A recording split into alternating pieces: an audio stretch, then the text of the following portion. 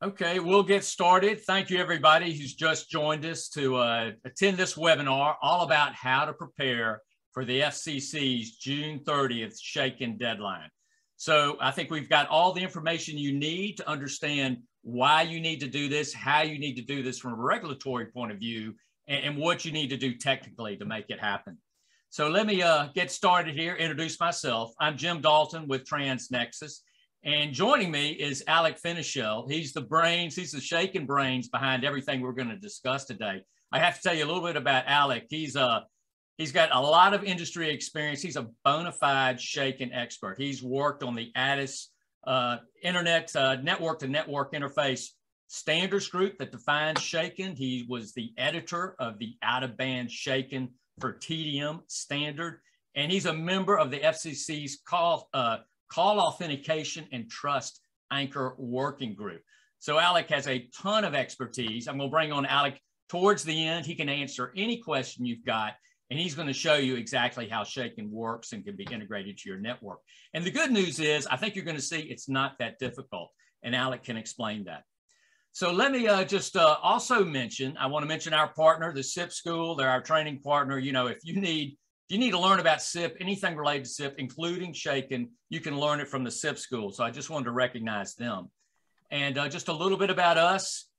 TransNexus, we've been around since 1997, always have been a software company focused on routing policies and call treatment policies, really to complement a soft switch or a session border controller. And shaking fits right into the suite of applications that we offer voice service providers. So let's get to our agenda. Number one, we're going to give you an overview of FCC regulations. I've talked to a lot of people in the last month who are wondering, why am I having this conversation? Why do I have to do this? How did this happen? We're going to make it clear. And so you understand, you know, where all this comes from, if you're facing this June 30th deadline, why you have to do it. And it really, I think it makes sense. It makes sense for the, for the end users of the U.S. telephone network. It's going to be a good thing. And it's not going to be that difficult to implement. And like I said, we're going to show you, there's some regulatory steps you'll have to go through. And we're going to walk you through those. When you don't know, it sounds intimidating. When you understand the steps, you realize this is just shuffling some paperwork. It's not rocket science. So it's not too bad. We'll explain that to you.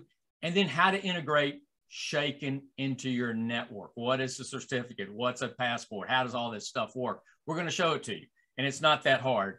And Alex, I mentioned, he's going to give you a demo. He's going to show you messages on the wire. This is what a shaking passport looks like. Explain the details so you'll understand how you're going to integrate shaking with your switch, with your PBX, with your session border controller. And we'll finish up questions and answers. Any questions you have, feel free to ask us. If you have a question, put it in the Q&A panel. We'll miss it if you put it in the chat box. Put it in the Q&A panel so we can pick it up at the end. And also, I just want to mention, everybody who's registered for the webinar, we're going to send you a copy of these slides. So you can hold that question. You can count on that. You're going to get a copy of this presentation and a link to the recording. So why are we here? Where did all this come from? Well, shaking, it's not the FCC just doing stuff. This is a law that was passed by Congress. And the law says, to the FCC, you've got to make sure all telephone service providers who serve end users implement call authentication by June 30th, 2021. That date has long gone. That's what the law said. And that was the end of 2019. So this isn't really a new thing. And the FCC took that law and they came out with their first order of March 2020. And they explained exactly who has to implement shaking. And this is a big deal because it really changes everything in the world of regulations. If you provide telephone service to an end user, and that's really the key concept. If you're providing telephone service to an end user, connecting them to the public telephone network, you are a service provider. It's not about being an ILEC. It's not about being a wireless carrier or an ISP or a CLEC. It's as simple as that.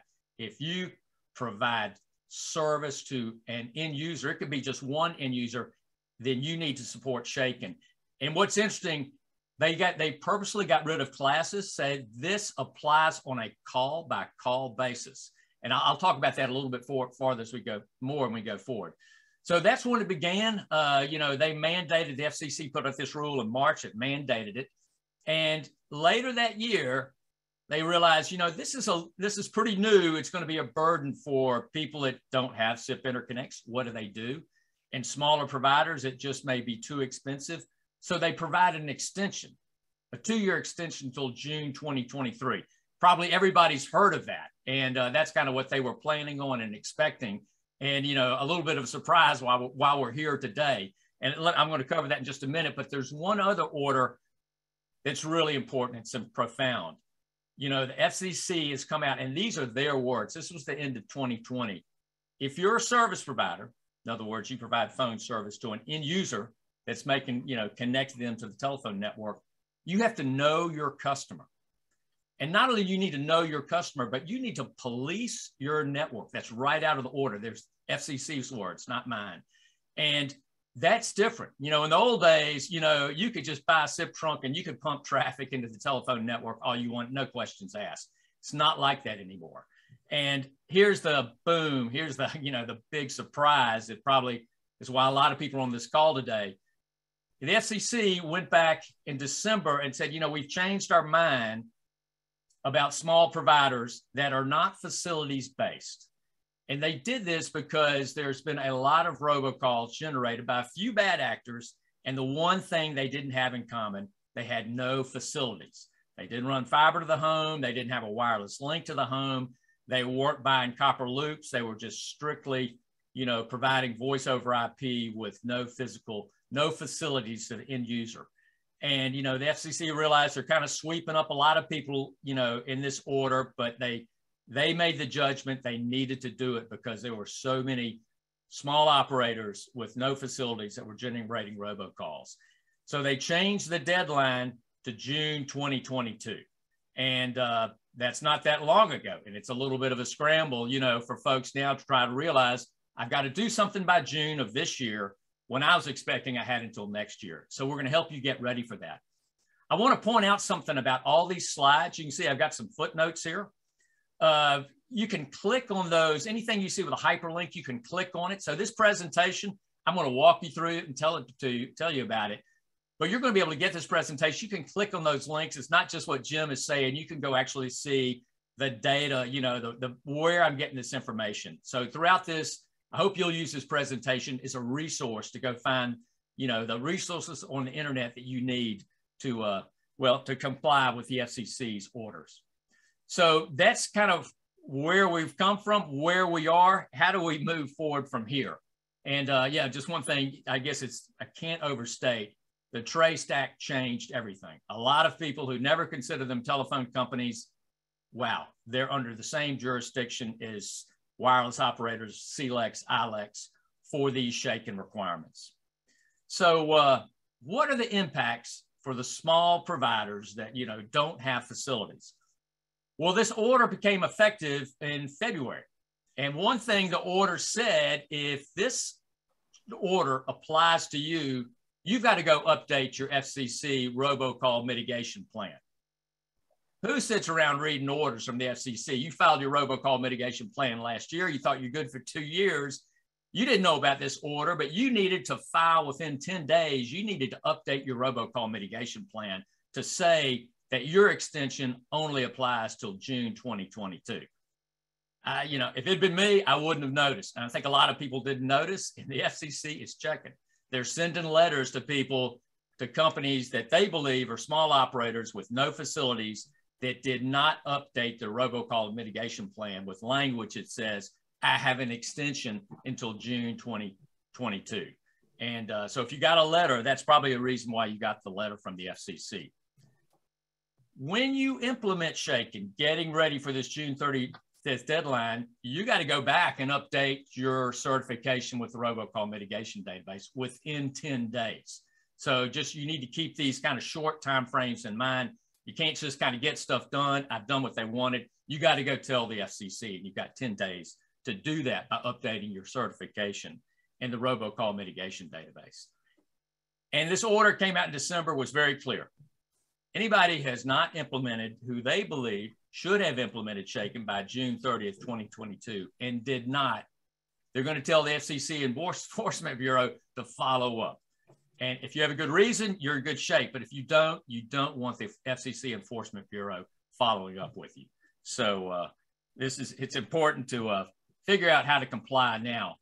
So, you know, and I've talked about, you know, this enforcement, the FCC is serious. And they're not just looking about, you know, who hadn't updated their robocall mitigation plan for the shorter extension, but they're looking, are robocall mitigation plans viable? And, you know, some of the plans that are put in there, they're really thin. And the FCC is contacting those people and said, what gives? This is no kind of robocall mitigation plan. So you want to make sure you've got a robocall mitigation plan that's reasonable. And we'll talk a little bit more about that in just a few moments. They're also looking at folks that, you know, they have filed that they have implemented complete Shaken. But when they go look at the companies that have registered with a policy administrator, they're not there. So what gives? How do you do complete Shaken when you haven't registered with the Shaken policy administrator? If you don't understand that right now, you will in about 15 minutes once we've gone through all the steps. So the FCC, they are following up. Last year, they had 14 enforcement actions. So far this year, they've had 4. And let's just go take a look at, you know, I think it's interesting to see what's going on. Here, this is the FCC's page. Robocall facilitators must cease and desist. You don't want to end up on this list. And because they are taking names and they're publishing them on their website. So anyway, that's a little bit about FCC enforcement. You know, people wondered how, you know, are they really going to check everything? It looks like they are. So let me explain the Shaken ecosystem. You know, I've had a number of conversations last couple of weeks that, you know, this is real news to everybody. And I can understand that because there are a lot of new service providers, telephone voice service providers that just, this is a new world to them. So I want to spend just a minute to explain the Shaken ecosystem. And what this system is, this trust network, it all begins with an entity called the Governance Authority. And you'll see these acronyms everywhere, STIGA. STI, you'll see that acronym, Secure Telephone Identity. That's part of that, identifies the Shaken ecosystem, a component. And the Governance Authority, it's 12 board members, big companies, little companies, you know, wireless, internet service providers. It's got a good mix of industry players that define the policies for Shaken. And once they define those policies, they're not making the FCC's decisions, but they're making decisions within the framework of what the FCC has put in its orders. They give those policies to another group. So the group which is called the Shaken Policy Administrator, and that's actually run by iConnective. And what the policy administrator's job is to do is a couple of things. It's first, enforce the policies defined by the Shaken Governance Authority. But number one, they pick or they vet and approve the Shaken certificate authorities. And I think it's important, you know, for people to understand Shaken's a couple of things. It's first, it's certificate authorities that issue Shaken certificates. These are not SSL certificates. They're a unique certificate just for Shaken for using with voice calls. And so I think there are 11 different certificate authorities. We happen to be a certificate authority. We've been approved by the policy administrator. So that's the first thing. The policy administrator is the gatekeeper for who can issue a Shaken certificate. The other critical piece is the Shaken policy administrator. They vet what service providers can join the Shaken ecosystem. It can't just be anybody. You need to pass some, you know, you need to show some critical documentation to show that you belong. And once you are registered, here's what's important. You get a service provider code token. See that at the bottom down there, there's service provider code token. It's called, you know, often referred to as an SPC token. And I'm mentioning that because you're going to see it in the rest of this presentation. That's what you get from the policy administrator. You don't get a certificate. You don't get a Shaken certificate from the policy administrator. You get a service provider code token. And that token is what enables you to get a Shaken certificate from the certificate authority of your choice. So for folks who, you need to register with a policy administrator. You're going to get that service provider code token, SPC token. That enables you to get a shaken certificate. That's what you need to be able to sign calls. So I wanted to clarify all of that because sometimes there's some kind of confusion in learning this the first time, understanding the components of the shaken ecosystem. So how do you join this? What are the things you need to do? What's required to be let into the shaken ecosystem? What do you need to go to the STI PA?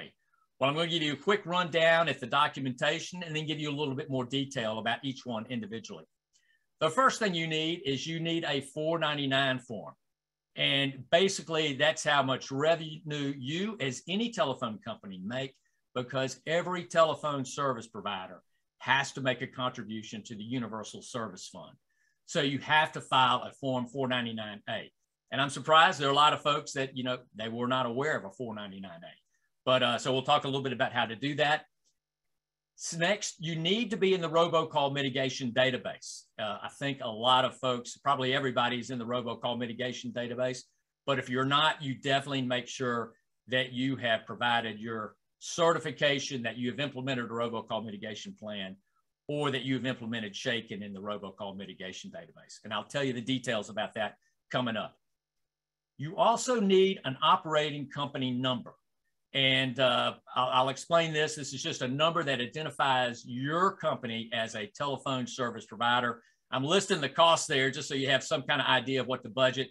The OCN is just kind of a one-time cost. It's not too expensive. And then the last step, once you've got these three items covered before that, you've got to go register with a policy administrator to get that service provider code token. And what you pay there is based on, again, on your revenue, a little bit like 499. Contribution to the USF. And for the small operators, I think for the people that this deadline in June applies to, you're going to be at the bottom of that price range. It's probably going to be $825 is going to be what you have to pay to the policy administrator. The big guys pay a lot, up to $143,000. So it's kind of spread, the cost is spread based on your ability to pay. So let's go through these in a little bit more detail. The Form 499A, basically, that every telephone company has to contribute to a universal service fund, which basically subsidizes telephone service in areas that just couldn't afford to have telephone service because they're too rural, too hard to serve. And it's a good policy. It's been around forever. That's why you can get telephone service everywhere. And there's a little good news here. If you're really small, if you've got less than $38,000 in telephone revenue, you don't need to make a contribution to the Universal Service Fund. So anyway, that's kind of the funding level starts at that amount. Here's how you fill out the 499A or to get one. First, you need to register and get a federal registration number. And I want to point out, I've had conversations with people who have said, I've got my FRN, can you give me a certificate? And that's just starting the process. You need to identify yourself to the FCC, get an FRN, and that starts your process of really joining this ecosystem because there's more to do. The next step in the 499 is you need to get a DC agent for service of process. What is Jim talking about now? It's not a big deal. Google that exact phrase. There are dozens of these people. They're not expensive. They're basically, the FCC needs a local person in DC that can facilitate the shuffling of paperwork.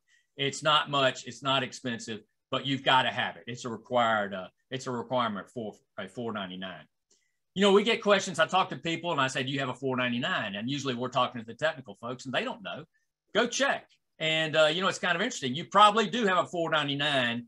If you're the engineering manager, you don't know. Well, go check, look it up. You can see the links in here. Type in any company you want. Let's see. This is a Zoom webinar.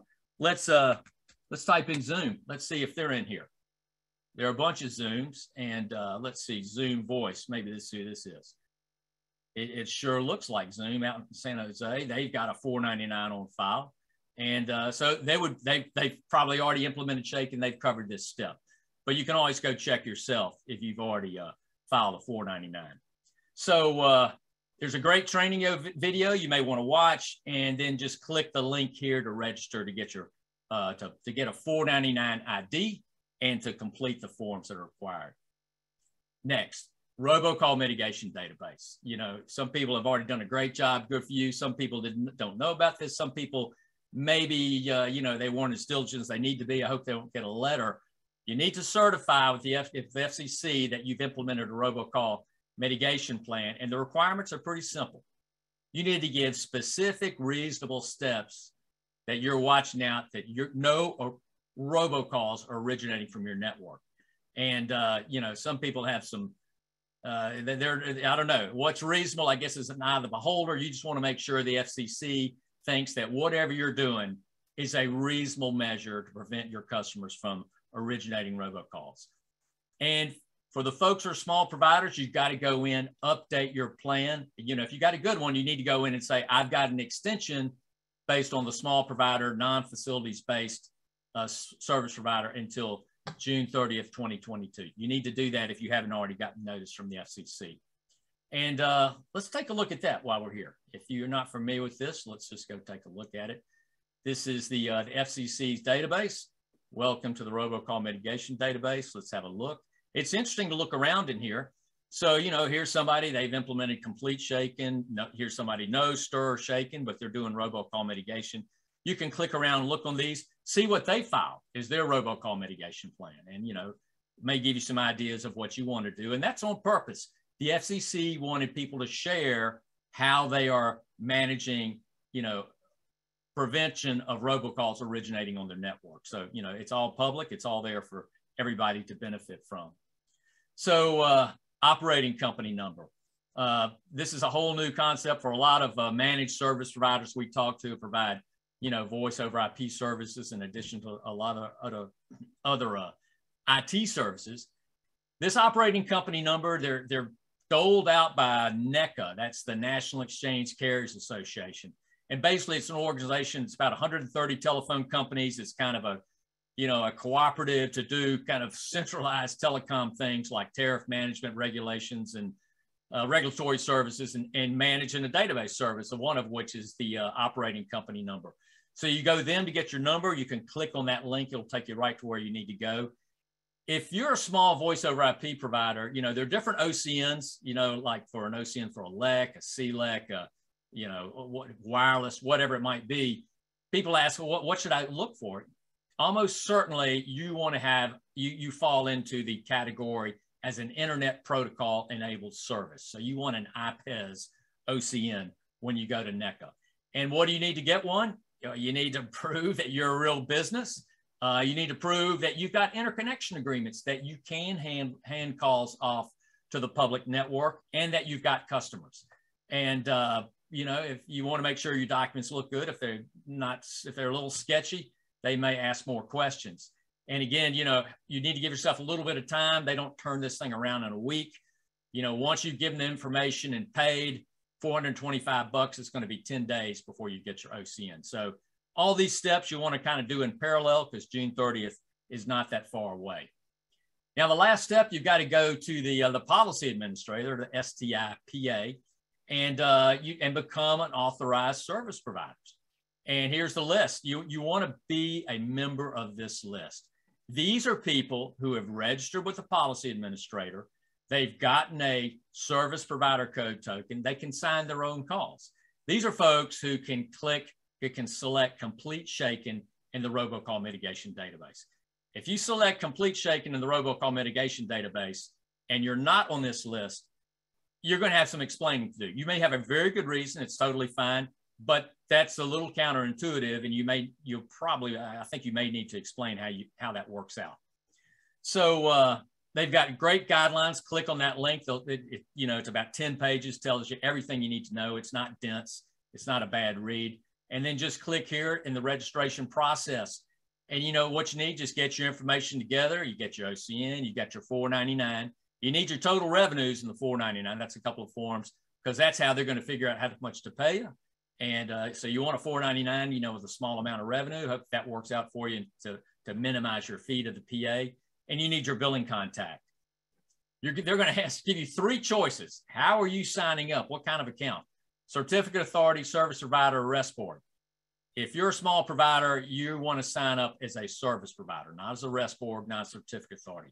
Common mistake, people aren't sure, they just click one. Click the service provider account type. You're going to get a funny question. It doesn't make sense to most people. They're going to ask you, what's your SPC expiry timer value? What are you talking about? You're just here to sign up and you get a question like that. Remember that service provider code token? That's what this is. How long do you want it to last for? Because they will renew it as frequently as you want. And we recommend you set that timer at 1 day because that's your password for being able to get a shaken certificate. So imagine, you know, you had a rogue employee, he came in and you had an SPC token that was good for a year. You know, the PA didn't reset it until a year. Well, he runs off, he takes your SPC token. Now he can go to a certificate authority and get a certificate to be pretending to be you. So you don't want that to happen. So that's why we say get a token for 1 day. So you know, your certificate authorities will always make sure you got a fresh token and you don't have to worry about getting away and out of your control. They'll also ask you about IP addresses for whitelisting. You know, don't worry about it right now. Ask your shaken vendor. They'll explain to you how to do that. And just a note, they're also going to ask you, do you want to go to production or staging? Your shaken vendor, if you have a homegrown shaken solution, you'll have to go through the full test plan. If you pick an authorized certified shaken vendor, you can skip those test plans with the PA and go directly to production. So that, you know, you want to consider that when you're looking at this tight deadline. So once you're registered, what are you getting? You're not getting a certificate, but you're getting that SPC token. That shows that you are a member of this trusted shaken ecosystem. And, you know, if you fall out of the ecosystem, they just, you know, they revoke your token, and that's how everybody knows you're no longer part of it. And you need that token, that SPC token, to go get a shaken certificate. And that's what enables you to do shaken. So let's talk about attestation. We'll change gears a little bit, kind of give you all the regulatory part. But now, what does this really mean for customers, for my customers? Why do I need to do this? It's all about trust. You know, it's bringing trust back into the network, being able to trust a telephone number when you receive a call. Can I trust that telephone number? And that's what shaken's all about. And the attestation is the level of trust that gets assigned to a telephone call on a per call basis. And your customers, they want attestation A. That means that their service provider says, I know who this is. You can trust this telephone number. It's not something bogus. That's what your customers want. And to be able to give that A attestation, the service provider, there are a few things that are required of the service provider. They need to be responsible for the origination of the call onto the IP-based service. And, you know, here's a question. People say, well, gosh, you know, I don't need to do this. I just manage PBXs, or I just run a free switch or whatever. But ask yourself this. If my customer can't make phone calls, are they going to call me, or are they going to call my SIP provider? If they're going to call you, then you are the origination service provider that needs to sign that call, not the SIP provider downstream from you that's taking your calls and putting them onto the telephone network. Here's the next question. Do you have a direct authenticated relationship? Do you send them a bill? If you're sending them a bill, then you're the guy that needs to sign their telephone calls with your certificate. You know who they are. You can identify who they are. You've checked them out. That's going to be the originating service provider, not an intermediate provider that you pass the call off to. And the last thing is important. You know they can use that telephone number. You know, you may buy 10,000 DIDs from your SIP service providers. And, you know, you divvy those up among your end users. You don't want one end user using the DID you assign to another service provider, or excuse me, another end user. Only you know that, how you divided those up. So, you know, you verified that associate, you can give that call an A attestation. I know this is coming from the bank because I manage their PBX there. I know what numbers they have. I can give this call an attestation today. So that's why, you know, a lot of folks that never consider themselves telephone service providers, under these new regulations, they are telephone service providers with important new responsibilities that really bring trust to the telephone network.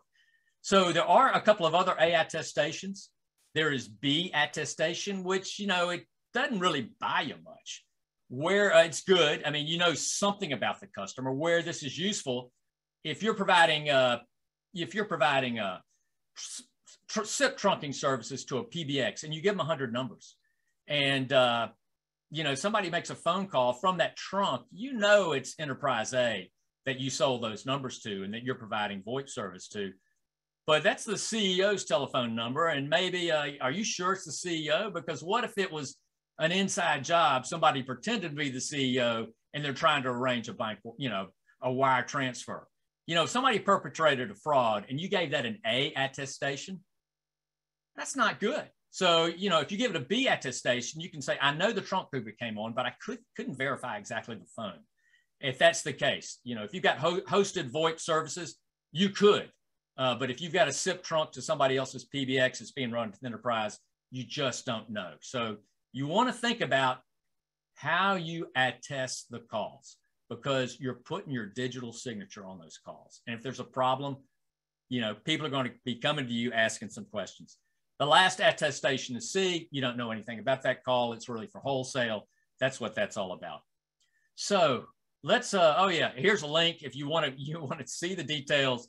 And I copied this straight from the standard, but you can see the link there where you can go see how the standard defines attestation. So let me, I want to get to Alec because Alec's got so much great information. So I've got 2 more slides. I want to give you an idea of how do you integrate Shaken with your network. So I've got 2 examples here. Here is a, you know, this is a very common use case. You've got a centralized switch, typical telephone service provider. You know, maybe you're providing, you know, you're providing a hosted VoIP. You have telephones that, you know, you put in Enterprise and they register with your soft switch.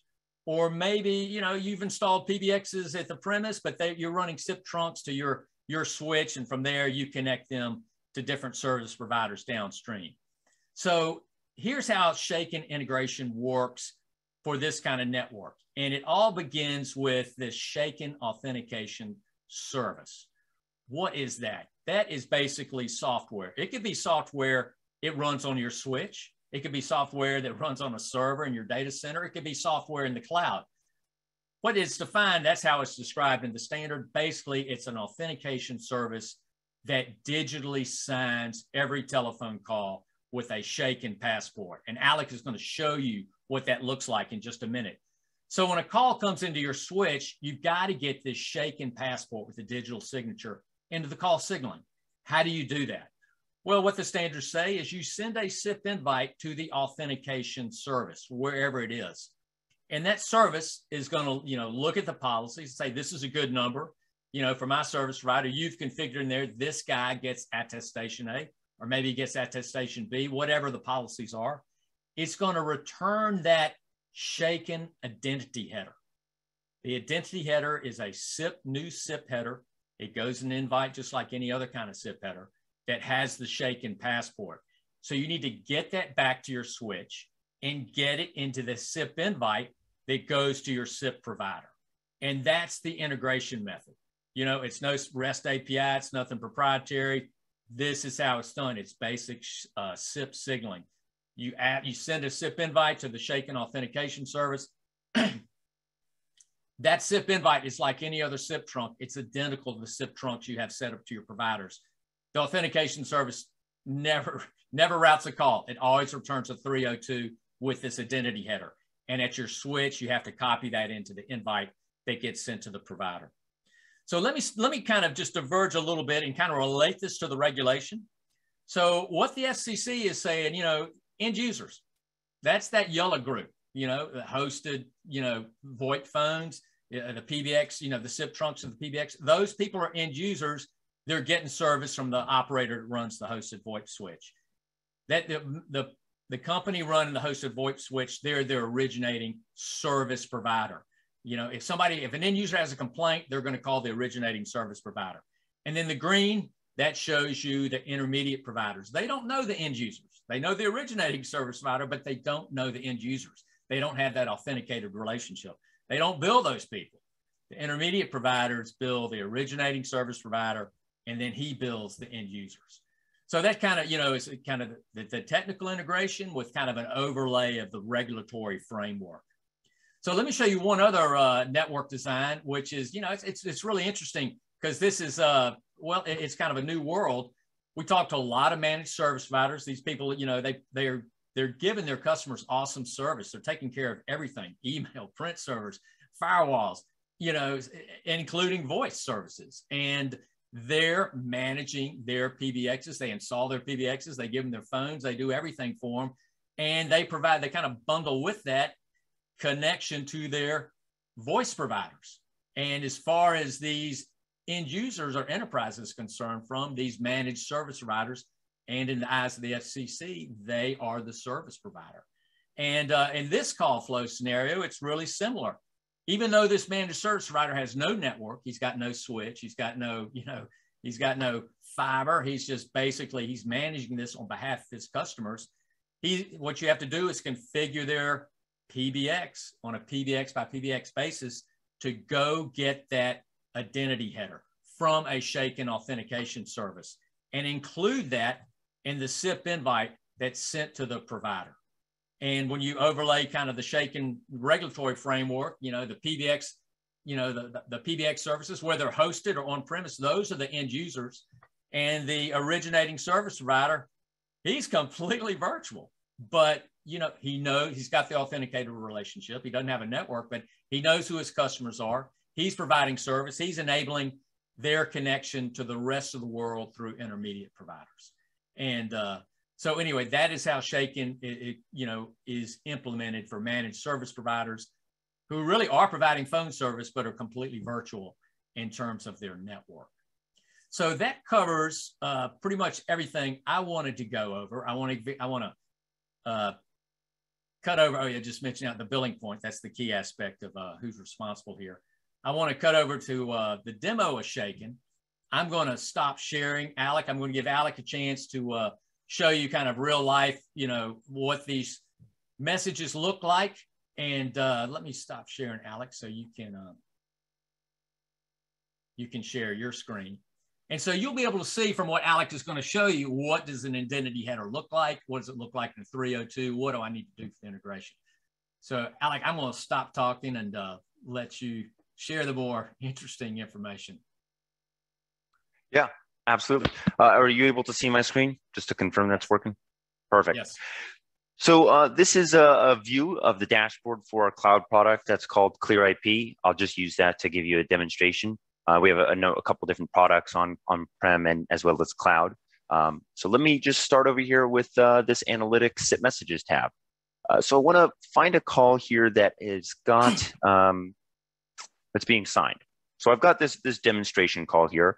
I want to take a look at what that call looks like. So as Jim mentioned, a call is going to come in to the shaken authentication service, and it's going to a SIP invite. It just looks like a regular old SIP invite. In this case, there's SDP. I mean, it's nothing different than a regular SIP invite.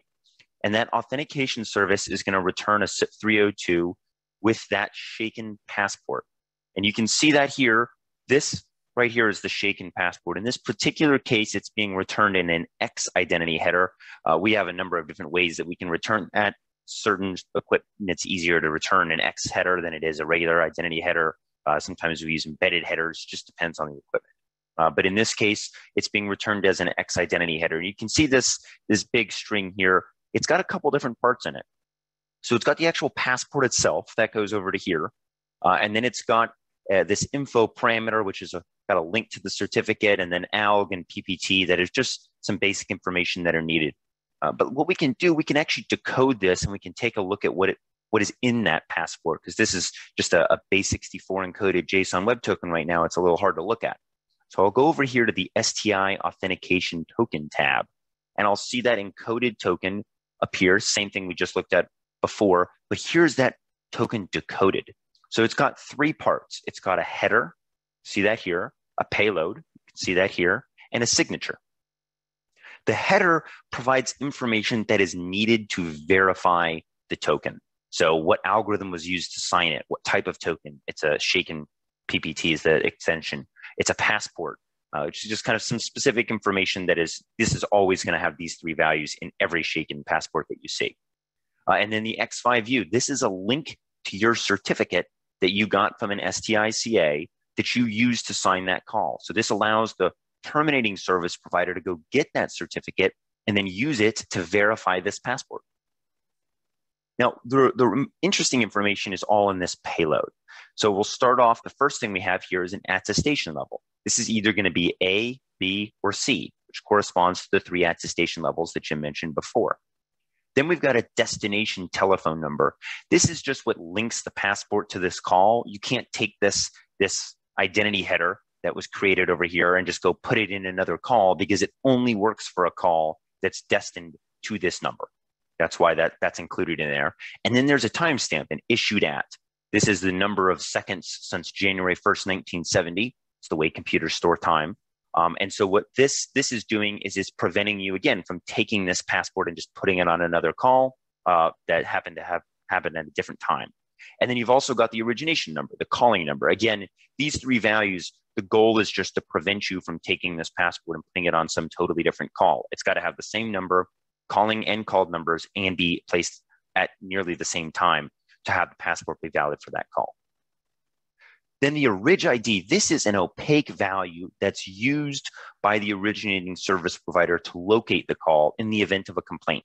So let's say you sign a call, it's sent downstream to a terminating service provider, and someone, some fraud occurs, something bad happens, and the terminating service provider looks at the passport that they got. It'll look just like this. They can decode it and see all of this. It's encoded. It's not encrypted, so anybody can look at this information, and they'll see, okay, I got this call. It was signed by service provider Acme, and Acme put this orig ID in there. So I'm going to call up Acme and I'm going to say, hey, I got this call. Here's the calling and call number and the timestamp, and it had this orig ID.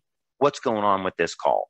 And so this value is something that you would use internally when you get that call from someone else to find this call, to be able to easily locate it. And now we've also got this RCD claim here. This is an extension on top of normal shaken, beyond what the standards have for regular shaken. There's an extension called Rich Call Data, RCD, where you can include additional information. In this case, we've included a name. And this is really replacing caller display name. Instead of having, you get a call, it comes in, you go do a lookup to get that caller display name in a database that may or may not have the right value. Someone could have put a different value in there. It's unclear. The originating service provider can actually put the name of the calling party in that call. And when they sign it, they're saying, I'm telling you, this is the name. I've vetted it. I know this is the name for a fact. And then that terminating service provider can display that instead of the caller display name they get from doing a LIDB dip or something like that. And then, of course, as I mentioned, you've got a signature. It's not a particularly useful string. It's just using the cryptographic operations. There's no meaning to it. It's just what allows you to verify it. So this is what is in that passport. But like I said, there's this certificate. We can actually take a look at what that certificate has. So if you do an HTTP get to this URL, what you're going to get is this chain of certificates. You actually won't get the third certificate. You won't get the root, but we include that in here so you can see it. So let's take a look at this first certificate. This is the shaken certificate that you're going to get from that STICA.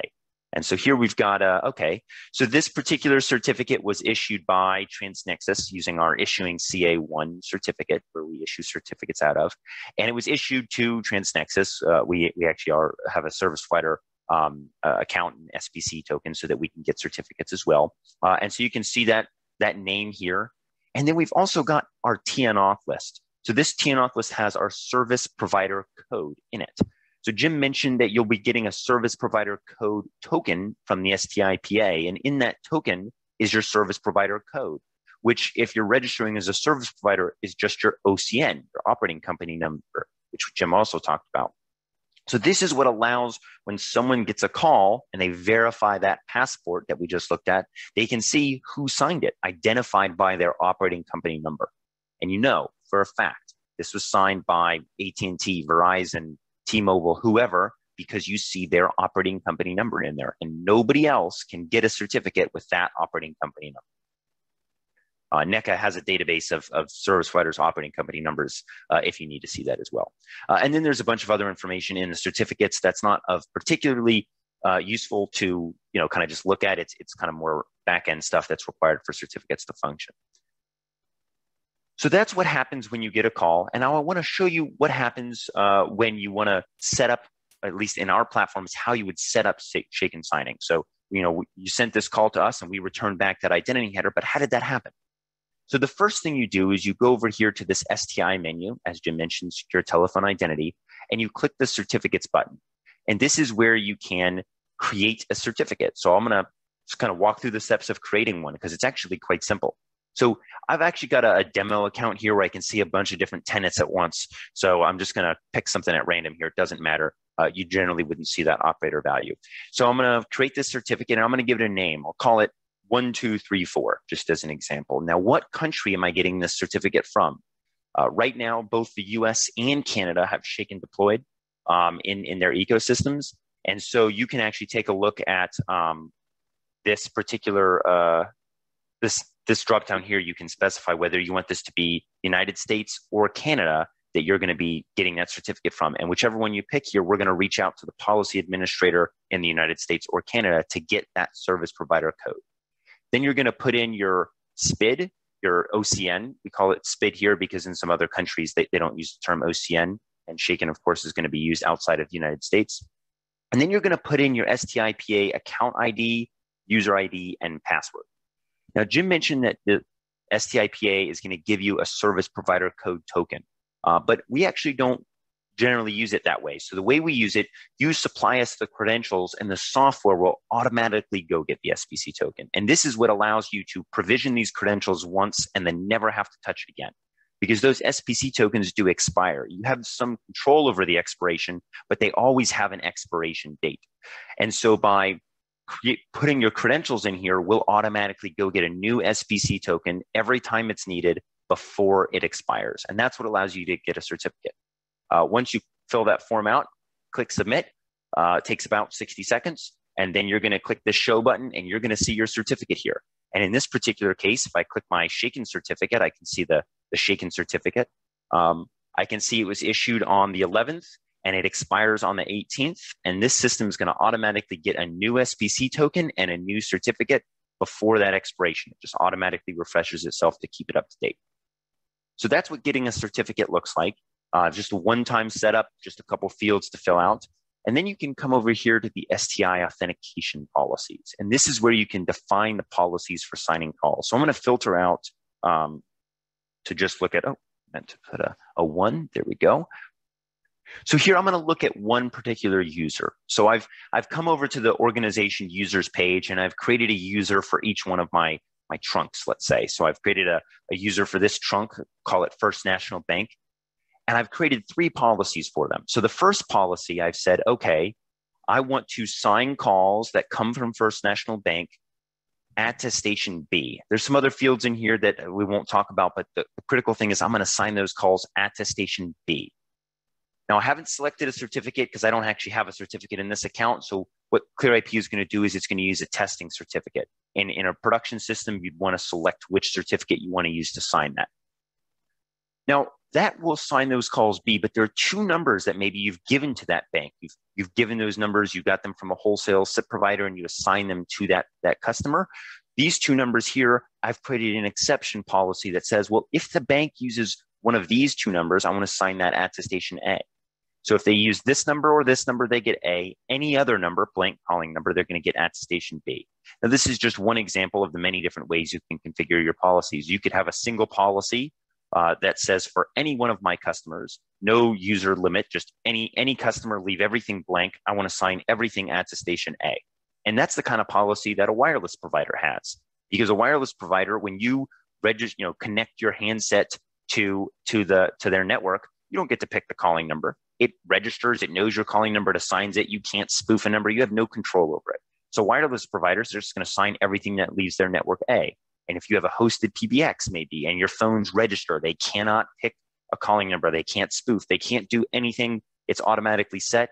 You don't need to have any policies. But if you sell a lot of trunking, you have your customers' flexibility, you may want to create some policies to more tightly control that action. Because again, if you sign a call out to station A and it shouldn't have been, and some fraud occurs, that can come back to you, and that can be a major problem.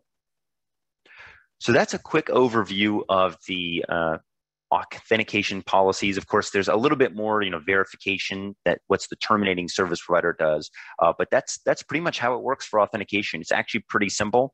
And with that, I'll hand it back over to Jim so we can get to questions and answers. Okay, Alec, that was great.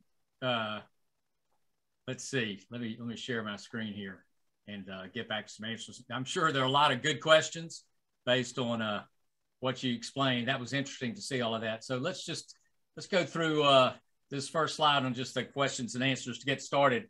So just everybody, you're going to receive an email with a link to this webinar recording and the slides. So if you want the slides to click through the hyperlinks that are in here. Any questions, just send to me. I'd be happy to answer any of your questions. You guys need SIP training. I need to tell you about the SIP school. That's the place to go. So I want to make you aware of that if that's one of your questions. And a question we often get, is there a deal available? We do have a deal for folks who attended this webinar. So I mentioned, you need to have a robocall mitigation plan when you go to the Shaken administrator to register. If you have one, that's great. If you need one, we can help you out. If you sign up soon, we will provide you with a robocall mitigation plan if you are using our tools for robocall mitigation. And if you do this, to qualify for this plan, you got to get started and in production by June 1st. We're kind of expecting there's going to be a lot of activity in the month of June. And so we're trying to encourage people to get started before the big crunch in the month of June. If you want this promo, just request, you'll have these slides. You can hit the request link there and submit an information request. Just include Jim's webinar promo, and we'll make sure that we get you started right away and make sure you got a robocall mitigation plan. So that was just a few stock questions and answers. Let me stop there. And, questions from the group, any questions, regulatory, technical, whatever, we're happy to answer those. So. Yeah, so I see there's a number of questions in the Q&A section. I do see it looks like there's some questions coming in the chat. If you could put those in the Q&A, I'll plan to go through those first. So we may not get to them if they're in the chat. So the first question I see, do you have a list of SBCs and PBXs that you're certified with? So we do have on our website, transnexus.com, you can click under products, I believe, clear IP, and then there's an integration section. And at the bottom, there's a drop down where you can select a wide variety of different equipment, and you can see instructions about how to integrate with that equipment. That being said, we've integrated with just about every equipment under the sun. So I can't imagine you have anything that wouldn't work, as Jim mentioned, and I demonstrated as well. It's really just pretty standard SIP signaling. We also have some proxies and a number of things that can help for customers who have specific requirements. So we don't have a formal list, but whatever you have, I'm certain that we can integrate with that. So the next question, are most companies using the REST API, or are they using the SIP invite to add the identity header? The majority of customers that we have are using SIP. And the reason for that is the REST API, as defined in ATIS 1082, is designed by wireless carriers, and it's really more targeted towards that wireless network. It expects the client that's performing the REST query to have a lot of knowledge, a lot of domain knowledge, to know what's the attestation level, what certificate are you going to be using, what's the orig ID.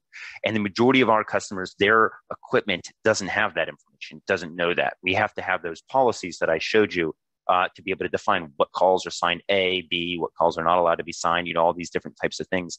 And with the REST API, that's not possible because it expects that attestation and all that to be determined before you reach out to the authentication service.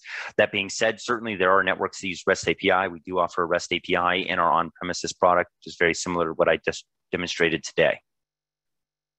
Okay, so let's see. The next question I see is just TDM. I assume that's a question about, how does this apply to TDM? So there have been a number of standards for TDM. There's actually a version 2 of one of the 2 standards that was created for Shaken for TDM is currently in letter ballot in the non-IP call authentication task group, as well as the technical report is currently also in letter ballot. So there's work being done to get calls to be signed for TDM, and we have a number of customers that are using Shaken for their TDM calls. It's certainly not been widely deployed, and it has not been mandated by the FCC yet. The FCC has given an extension to service providers who use TDM interconnects so that they do not have to implement Shaken. do have to implement robocall mitigation, and you have to claim the exemption because of TDM in your robocall mitigation certification, but you do have an exemption from Shaken, and you can just implement robocall mitigation. The length of that exemption is, or extension really, is indeterminate. So whenever the FCC says that TDM standards are sufficient, then you will lose that extension. Next, so I'm a facilities-based small provider. Am I still free until June 2023? If you're facilities-based, you do not have to implement Shaken until June 2023, but do have to file a robocall mitigation plan. Last year, it was already due. The deadline's passed. So if you haven't done that, you need to do that immediately. That deadline has long since passed. And in that. Comment about that. Sorry, just to add on that. Yeah. So that you're right. You're absolutely right. If you have if you're providing services over your facilities, maybe they're copper loops that you buy from the existing LEC or whatever, then you're right. You have an extension until June 2023. But it's interesting. They put in that call by call requirement.